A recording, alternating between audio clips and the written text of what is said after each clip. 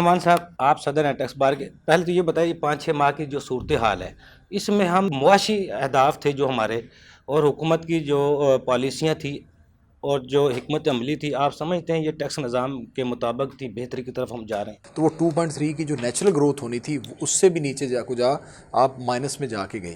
اس کے بعد جب ایک چلتی ہوئی مشین، جب چلتی ہوئی مشین یا معیشت کا پہیہ رک جاتا ہے تو اس کو اگر چلانا ہو تو اس میں ٹائم لگتا ہے. یہ تو کوئی صرف ایک گاڑی نہیں ہے، یہ پورا پاکستان ہے، 22 کروڑ عوام ہے.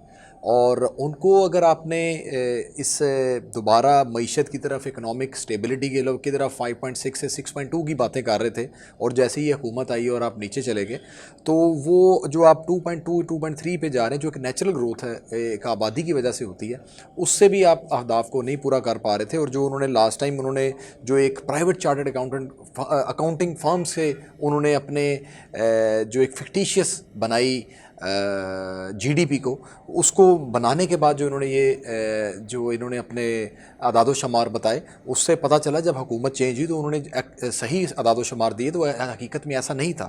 یہ 4 سال میں اگر پاکستان کی معیشت کو پہیہ صرف ایک جگہ سے نہیں ہوا، ہمیں معاشی فرنٹ کے ساتھ ساتھ ہمیں بین الاقوامی فرنٹ پہ بھی کافی جگہ پہ نقصان ہوا. سب سے پہلے ہم نے سی پیک کو، اخبارات میں آگے اب تو ہر بات کھل گئی ہے، سی پیک کو آپ نے رول بیک کر دیا. پاکستان کے لیے ایک بہت اچھی ایک گولڈن اپرچونٹی تھی، آپ نے وہ سی پیک رول بیک کیا. اور اس کے بعد آہستہ آہستہ آپ بین الاقوامی فرنٹ میں جب تنہا ہو گئے تو پھر کس نے آپ کے پاس آ کے انویسٹمنٹ کرنی ہے، کس نے آپ کے پاس پاکستان آ کے کرنا ہے. اب یہ حکومت کوشش کر رہی ہے، 1-1.5 سال ابھی ان کے پاس ہے، ابھی ٹائم ہے، 10 ایک مہینے ہے، دیکھتے ہیں ابھی یہ کیا کرتے ہیں. لیکن میں سمجھتا ہوں کہ ابھی جو انہوں نے کوشش کی تھی اس پر یہ گامزن ہے، لیکن ابھی فل فار رزلٹ آنا ممکن نہیں ہے. ممکن یہ فیصل اقبال خواجہ صاحب، مفتہ اسماعیل صاحب کو ہٹا کر اسحاق ڈار صاحب کو لایا گیا، ان کے آنے کے بعد آپ سمجھتے ہیں کوئی بہتری کی طرف ہم گئے ہیں؟ یہ آپ کا ایک ویلڈ کویسچن ہے، لیکن جہاں تک میری ذات کا تعلق ہے یا میرے نالج کا تعلق ہے، مفتہ اسماعیل صاحب تو بالکل مس فٹ تھے اس سچویشن میں. بیسیکلی ان کے پاس وہ نالج یا وہ اسکل یا وہ ان کی کیپیبلٹی نہیں تھی. کیپیبلٹی کی بات، اختیارات تو بعد میں آتے ہیں جی. کہ ان کے پاس وہ کیپیبلٹی بھی نہیں تھی کہ وہ اس پرٹیکولر ڈیفیکلٹ سچویشن کو ہینڈل کر سکیں. ٹھیک ہے، یہ ان کا ایک اچھا اقدام ہے. یٹ کہ اسحاق ڈار صاحب کے آنے پہ اور ان کے وزیر خزانہ کے طور پہ حلف لینے پہ لوگوں کی ریزرویشنز اپنی جگہ ہیں. ٹھیک ہے، لیکن ایز اے کمپیٹنٹ پرسن، اور ان کو بیسیکلی اکنامکس آف پاکستان کا جو ایک لمبا تجربہ ہے، جی مفتہ اسماعیل کے مقابلے میں وہ ایک بیٹر چوائس ہے ان مائی اوپینین. ٹھیک ہے، اب آگے کیا وہ اس کرنٹ اکنامک سچویشن کو ٹھیک کر سکتے ہیں یا نہیں کر سکتے. There are many things. اس میں یہ اکیلا نہیں ہے کہ بندہ کیپیبل ہے یا نہیں ہے. بیسیکلی دیکھنا کیا ہے کہ سچویشن جو ہے وہ اس وقت ڈیمانڈ کیا کری.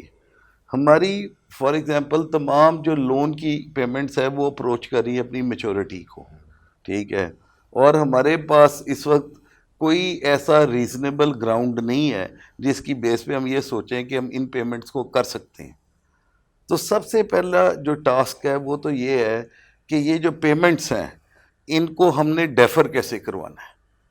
اس کے لیے اسحاق ڈار ایک تجربہ کار آدمی، اور ان کی کافی ایک لمبی سٹینڈنگ ہے. اگر وہ چاہیں تو اس اکنامک ٹرمائل میں سے نکل سکتے ہیں، اسپیشلی جب ہم پوری دنیا پہ یہ ایک پریشر ڈال رہے ہیں کہ جو سیلاب کی وجہ سے 30-31 ارب ڈالر کا ہمیں خسارہ ہوا ہے وہ آپ لوگوں کی وجہ سے ہوا ہے، ہماری وجہ سے نہیں ہوا. کیونکہ پاکستان کا تو جو کلائمیٹ خراب کرنے میں رول ہے وہ تو لیس دین 1% ہے. تو میجر تو جتنی انڈسٹریل کنٹریز ہیں جو اپنے آپ کو ڈیولپڈ کنٹریز کہتے ہیں اس وقت، میجر رول تو ان کا ہے، جس کی وجہ سے یہ سیلاب اور یہ موسمیاتی چینجز آئیں جس کا پاکستان شکار ہے. میں آپ کو بتاؤں، پاکستان کو ہمیشہ اللہ تعالیٰ کی کوئی غیبی مدد آئی جس کی وجہ سے ہم اپنے پیروں پہ کھڑے ہو کے. ٹھیک ہے، ہمیشہ ہی ایسے ہی ہوا ہے. مطلب یہ نہیں ہے کہ پہلی دفعہ ہم اس جیسی سچویشن سے دوچار ہیں. اگر آپ پچھلے 20-25 سال 30 سال کو ویو کریں، اس طرح کی سچویشن بارہا آئی ہیں اور اس میں سے ہم نکلے. لیکن اب جو بات اس وقت ہمیں قابل غور ہے وہ یہ ہے کہ جو ہماری پلاننگ ہے اس پرٹیکولر تمام ڈبیکل کو ہم نے کیسے فیس کرنا ہے اور اس میں سے ہم نے کیسے نکلنا ہے. تو پہلی چیز تو یہ ہے کہ کچھ پیمنٹس یہ ڈیفر کرانے میں کامیاب ہو گئے ہیں, ہو چکے ہیں. It is yet to be announced. ٹھیک ہے. نمبر 2, اس وقت جو پولیٹیکل سچویشن ہے پاکستان کی, اس میں یٹ کے ہم میں سے بہت سارے لوگ, شاید میں بھی پی ٹی آئی کا سپورٹر تھا ایک زمانے میں, لیکن اس وقت جو سچویشن ہے اس میں سیاستدان اپنی میچورٹی نہیں دکھا رہے. ٹھیک ہے. اس سچویشن میں نکلنے سے کے لیے ان سیاستدانوں کو بجائے لانگ مارچ میں جانے کا ایک گول میز کانفرنس میں بیٹھنا چاہیے. نون لیگ ہو گیا, پی ڈی ایم ہو گیا, پی ٹی آئی ہو گیا. جب پاکستان رہے گا تو تبھی آپ سیاست کریں گے نا. پاکستان نہیں ہے تو آپ نے کہاں پہ سیاست کرنی ہے؟ سیاست تو پاکستان کی وجہ سے ہے. تو بیسک تمام چیزوں کا حل نکالا جا سکتا ہے ڈائلاگ سے.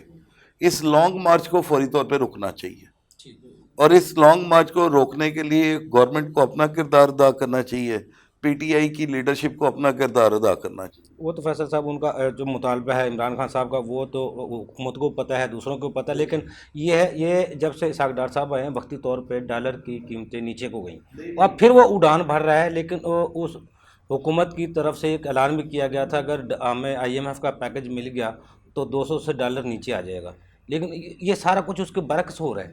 نہیں آپ بات نہیں سمجھ رہے. آپ آئی ایم ایف کے پیکج آپ ایک دوسری طرف نکل گئے. آئی ایم ایف ایک ہنڈرنس ہے, اٹس اے ریالٹی, لیکن ایف اے ٹی ایف کی گرے لسٹ سے آپ نکل گئے. ٹھیک ہے. آئی ایم ایف کو بھی آپ ڈیل کر سکتے ہیں اگر یہ سیاستدان آپس میں بیٹھ کے کوئی فیصلہ کر لیں. ٹھیک ہے. اب دیکھیں نیکسٹ ایئر جون میں الیکشنز ہیں, نہیں اگست میں. ٹھیک ہے. اگست سے 4 مہینے پہلے انٹرم گورنمنٹ بننی. ٹھیک ہے, ایسے ہی ہے نا. اگست میں اسمبلیاں ختم ہوں گی, اگست سپٹمبر میں. اگر اگست میں بھی ہو رہی ہیں تو اگر یہ سیاستدان مل بیٹھ کے کوئی فیصلہ کرتے ہیں اور کچھ عمران خان صاحب کی مان لیں, کچھ اپنی اسے فروری مارچ میں کہیں پہ ختم کر دیں اور نیا الیکشن اناؤنس کر دیں, دونوں لوگوں کو میچورٹی دکھانی چاہیے. نواز شریف کی جو حکومت ہے وہ 3 دفعہ وہ وزیر اعظم رہے. آصف علی زرداری صاحب بھی کافی منجے سیاستدان ہیں. مولانا فضل الرحمان صاحب بھی ایک لمبی ہسٹری ہے. عمران خان صاحب نے بھی اب ایک حکومت کر لی ہے. بیسیکلی اس وقت جو سب سے بڑا مسئلہ ہے نا پاکستان, وہ یہ ہے یہ پولیٹیکل اسٹیبلٹی آتی ہے تو سب چیزوں کا حل سامنے نظر آنا شروع ہو جائے گا. ہوتا کیا ہے کہ آپ فار ایگزامپل ایک اسٹینس لینے کے لیے یا ایک سچویشن کو کیٹر فور کرنے کی کوشش کرتے ہیں تو دوسرے لوگ صرف اپنی سیاست کو بچانے کے لیے اس کو الٹانے کی کوشش کرتے ہیں. فیصل صاحب دیکھیں نا, وہ جو مہنگائی کا بیانیہ حکومت لے کر آئی تھی وہ تو الٹ ہوا, اس لیے وہ الیکشن میں عوام کے پاس کس منہ سے جائیں. وہ بھی اپنی جگہ پہ اتحادی حکومت بھی درست کہہ رہی ہے, الیکشن لڑنے کے لیے ان کو عوام میں جانے کے لیے مہنگائی کا جو بیانیہ تھا اس کو ختم کرنا چاہیے تھا. یہ مہنگائی کا ویسے اس کو فرق جب سے حکومت آئی ہے وہ ڈبل ہی گئی ہے, نیچے تو نہیں آئی.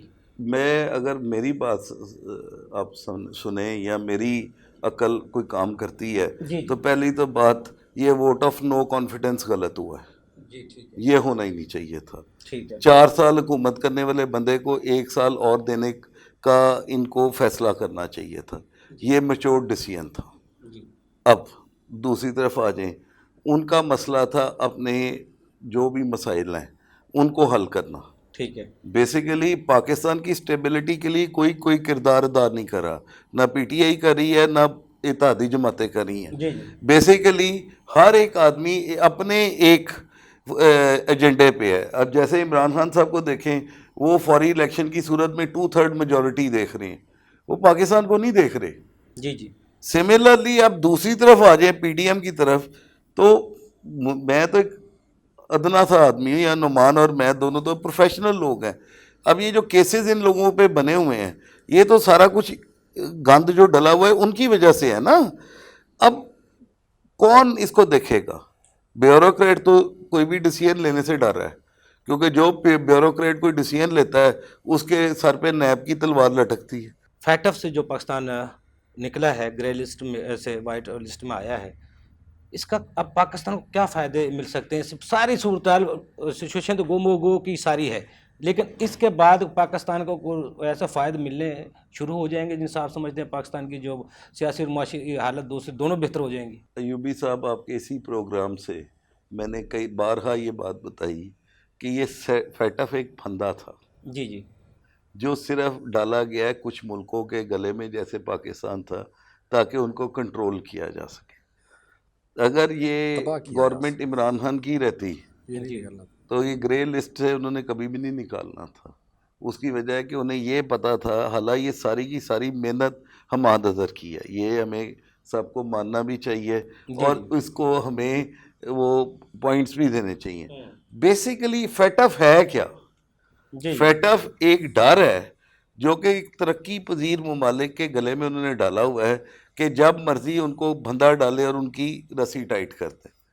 اب جب ہم فیٹف سے باہر نکل آئے ہیں تو ایک چیز تو بڑی اچھی ہمیں نظر آ رہی ہے کہ ہم نے یہ کمپلائنس کر دی، ہم نے یہ سارا کچھ کر دیا اور ہم اب گرے لسٹ سے باہر آ گئے ہیں. لیکن ہمیں یہ چیز نہیں پتا کہ یہ گرے لسٹ میں ڈالنے میں پھر انہیں کوئی زیادہ ٹائم نہیں لگنا. جی جی بیسیکلی تو یہ ایک وش لسٹ ہے ڈیولپ کنٹریز فائدہ کی کیا اٹھانا جو چاہتے ہیں؟ انڈر ڈیولپ کنٹریز کو کنٹرول کرنا چاہتے ہیں. جیسے امریکہ ہمیں کنٹرول کرنا چاہتا ہے. یہ بات روزے یہ جو کہتا ہے روزے روشن کی طرح عیاں ہے کہ امریکہ پاکستان کو کنٹرول ہاتھ سے نہیں جانے دینا چاہتا. اگر کنٹرول جاتا ہے تو نیا جو اکنامک زون بنتا ہے وہ پاکستان، چائنا اور رشیا کا بنتا ہے. نہ اس کو انڈیا کو برداشت ہے نہ وہ امریکہ کو برداشت ہے. تو جو فیٹف تھا، فیٹف بیسیکلی یہ ایک انہوں نے پھندا ڈالا تھا جس کی وجہ سے پاکستان کی اکانومی کو وہ کنٹرول کر رہے تھے اور اس کو وہ گرو نہیں کرنے دینا چاہتے تھے، جس کا خمیازہ جس پاکستان کا نے بھگتا، اس خمیازہ کی عوام نے پاکستان بھگتا. بھگتا ہے. جی جی اب رہے گی بات فیٹف سے نکلنے کا کیا فائدہ ہے. ہاں اوبویسلی فائدہ ہے، ہماری ریٹنگ بڑھے گی.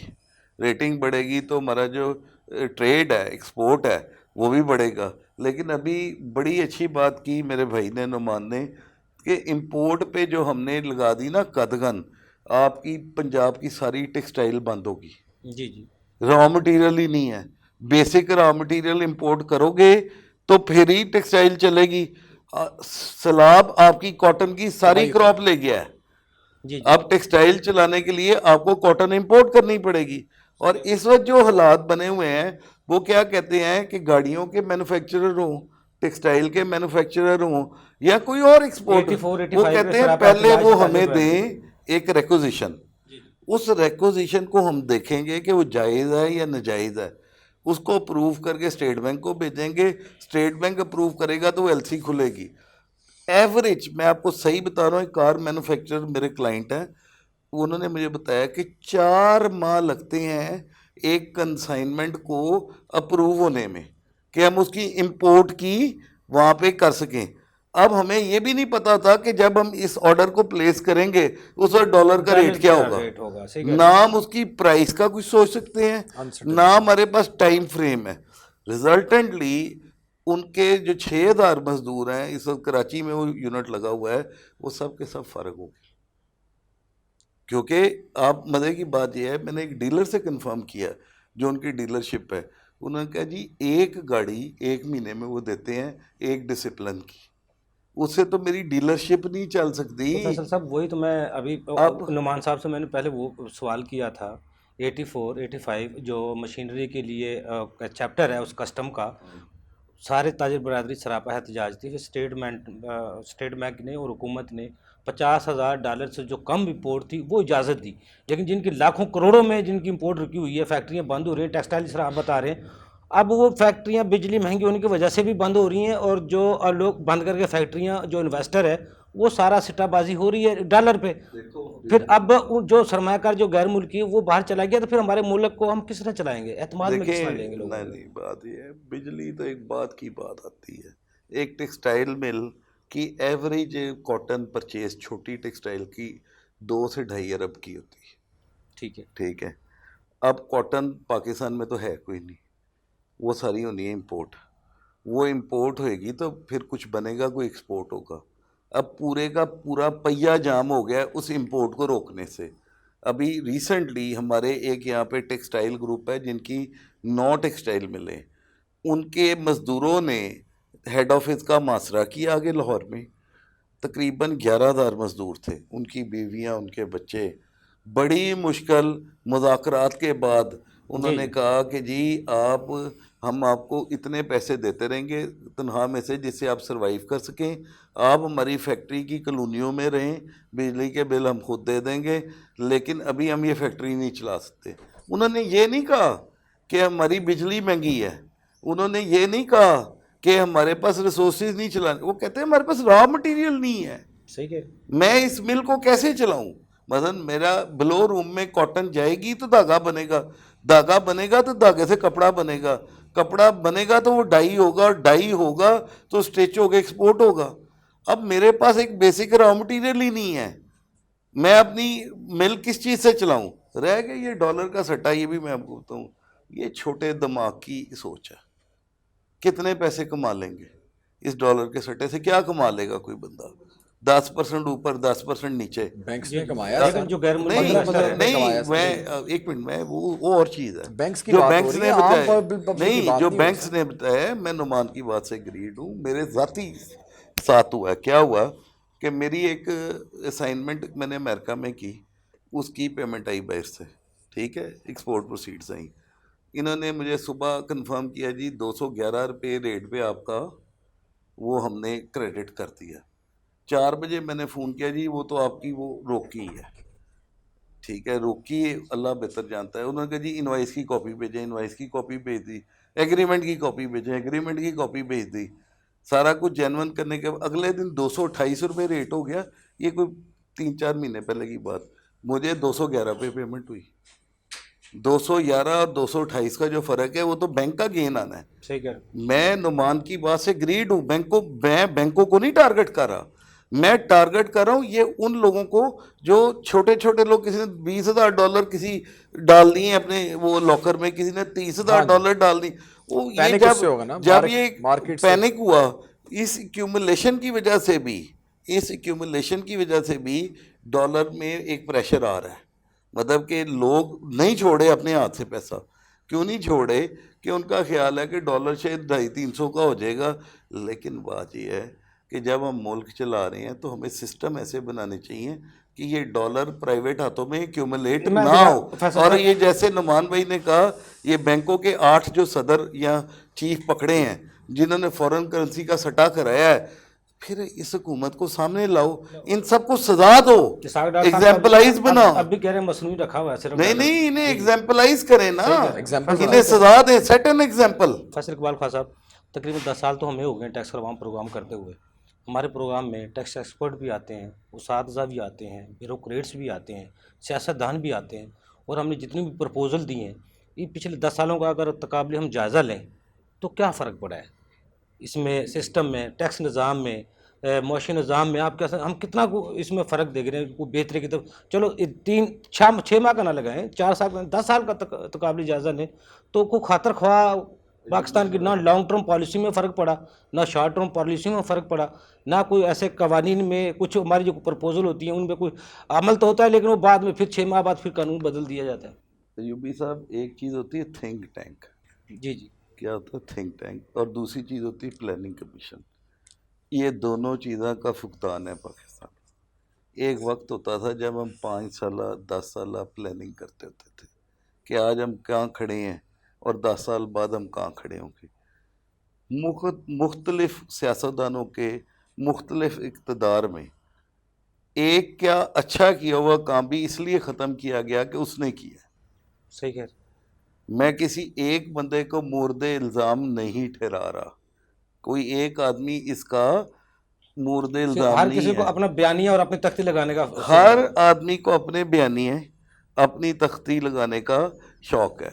आप अमेरिका की मिसाल देते हैं ना लोगों को, या यूके की मिसाल देते हैं, या डेवलप कंट्रीज़ की मिसाल देते हैं।